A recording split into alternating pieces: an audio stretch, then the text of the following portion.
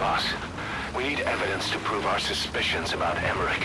Head to the central base camp in Afghanistan and recover that AI pod. It's time we purge Diamond Dogs of that traitorous parasite once and for all. อีกเกือบ30กว่าเทปเหลือแค่2มิชชั่นหลักพูดได้คำเดียวว่าผมมีบทพูดแค่นี้แหละที่เหลือต้องเป็นเทปอย่างเดียวอยากจะบอกทุกคนให้ใส่ใจดีๆเรื่องเวลาผมเลือก Quiet กับเวลาผมไม่เลือก Quiet แล้วก็การเลือกเปิดเทปตอนที่ผมเลือก Quiet กับไม่เลือก Quiet นะเพราะมันจะช่วยให้เนื้อเรื่องตื่นเต้นขึ้นแล้วก็ในเมื่อเหลือเทปเยอะมากๆกับเกมเพลย์ที่เหลืออยู่น้อยนิดนั้นผมก็ขอจังหวะนี้เล่นให้ช้าที่สุดเท่าที่จะช้าได้เอื่อยเฉยที่สุดเท่าที่จะเอื่อยเฉยได้ต้องขออนุญาตทุกคนเป็นแบบนั้นด้วยเพราะงั้นไม่พอจริงๆครับเทปเยอะมาก Hewitt's dug up some interesting facts about our skull-faced friend. 9 years ago, he was exiled to South Africa, stripped of political power.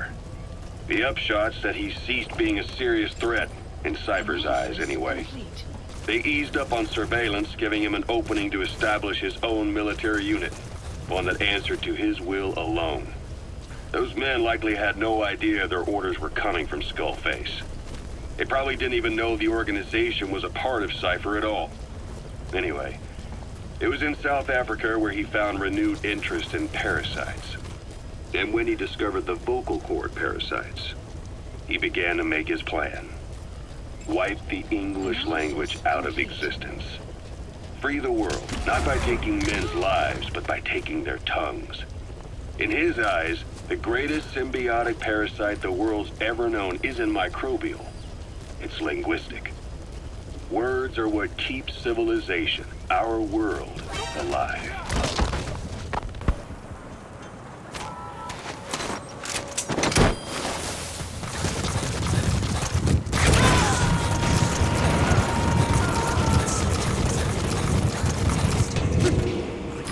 Subject on board. Leave the rest to us.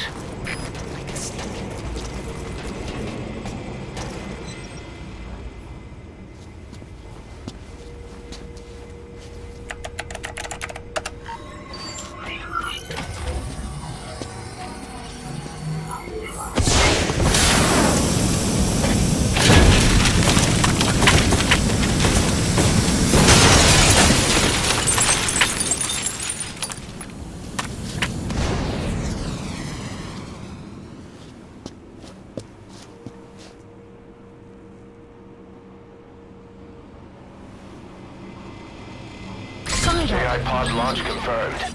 We'll pick it up. I wonder what kind of secrets are buried in it. I'll let you know if we learn something. Got a report from the intel team. Remember how the man on fire was crushed by Sahelanthropus? Well, the Soviets recovered his body. Will he really be dead?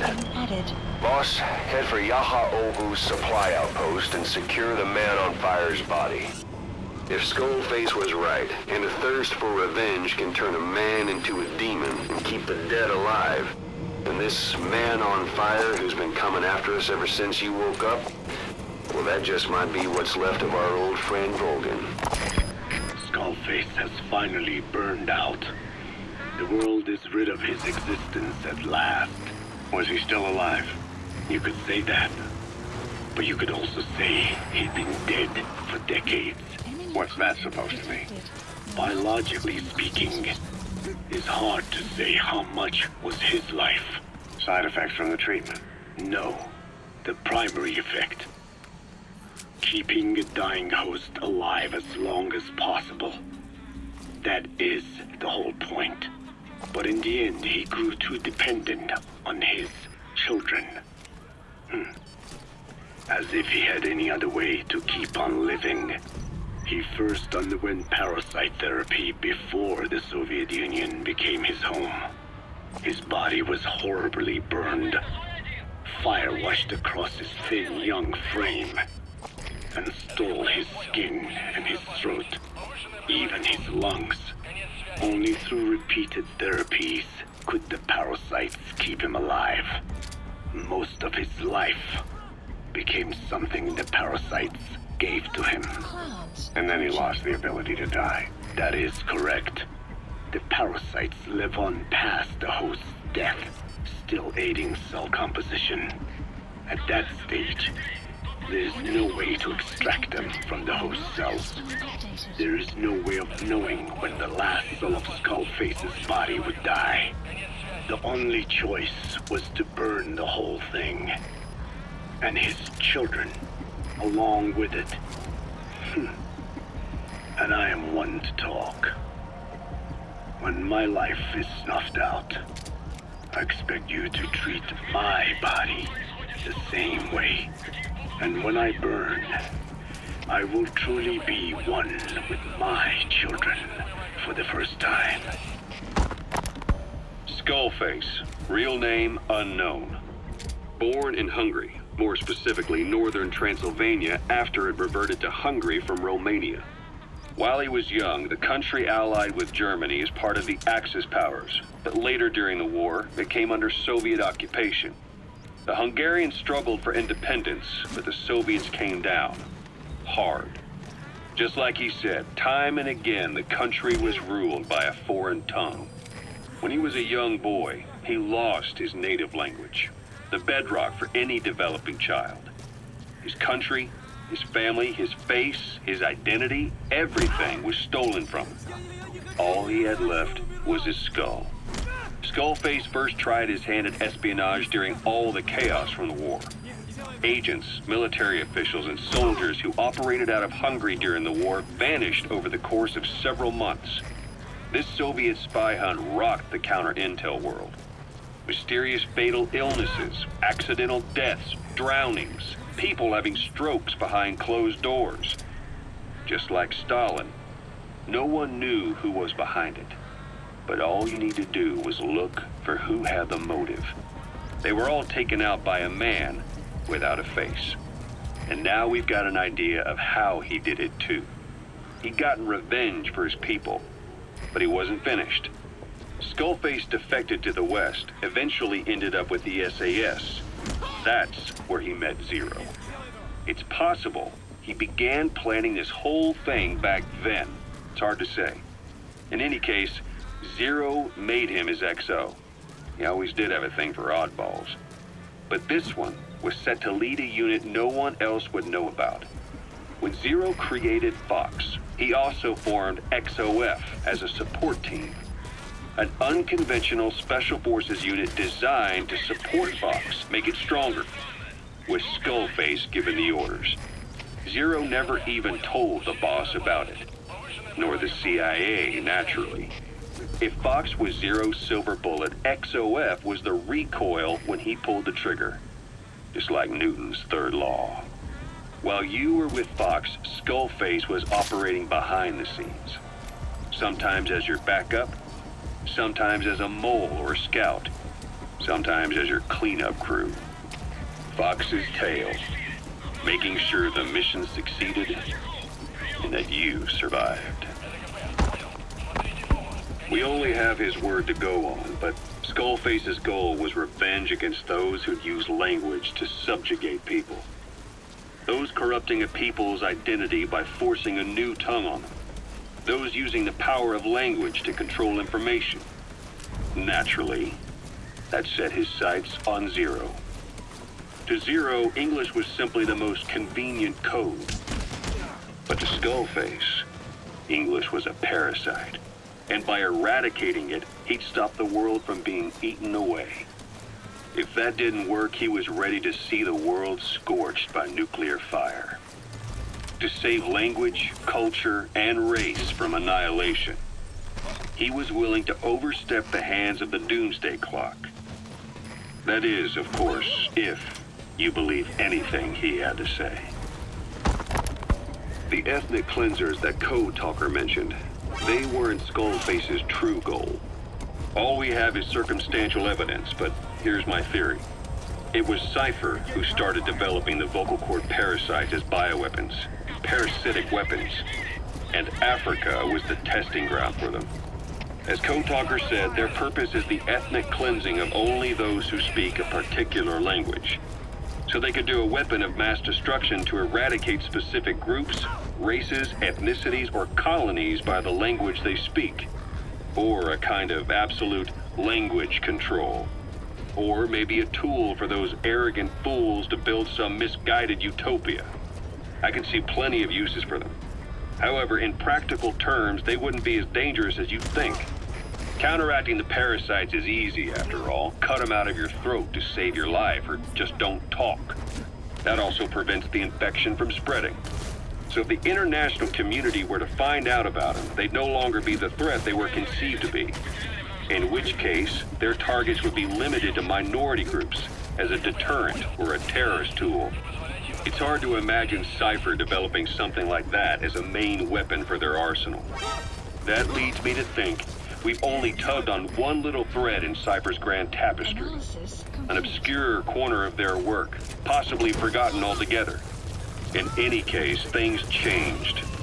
When Skullface was forced to relocate to Africa and he saw that thread dangling.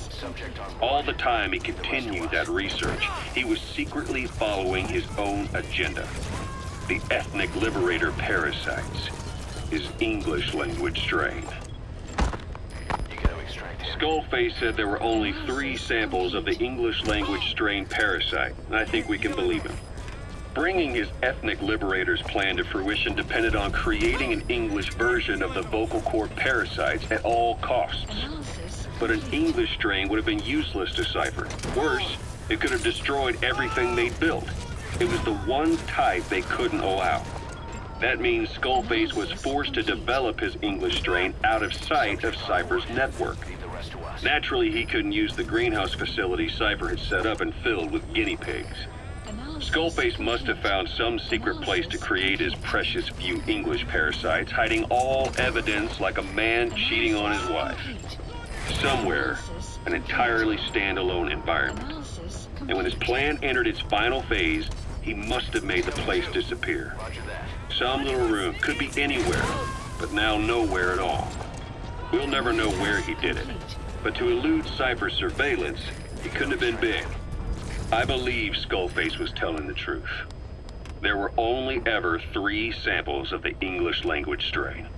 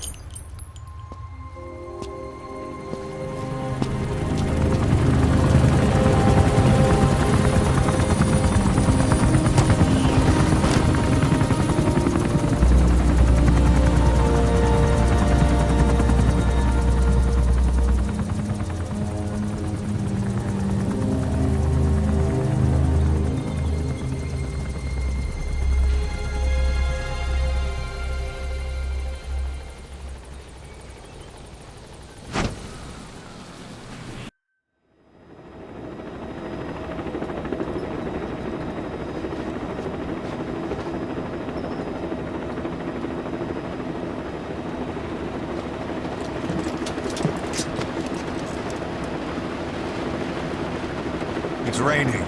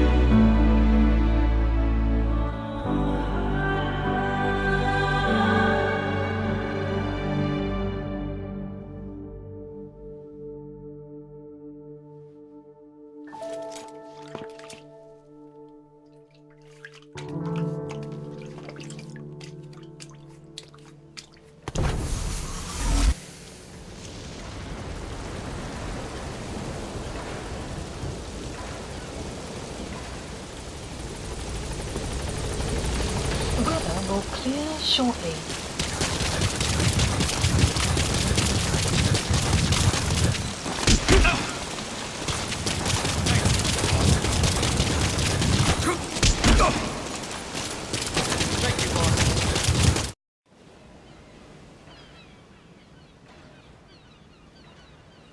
I barely recognize you, Colonel.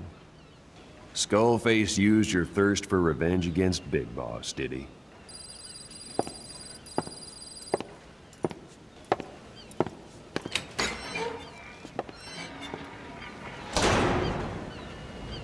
Boss, I've updated the mission list. We've received some new job offers.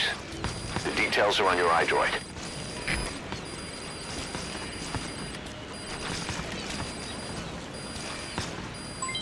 Development project has been added.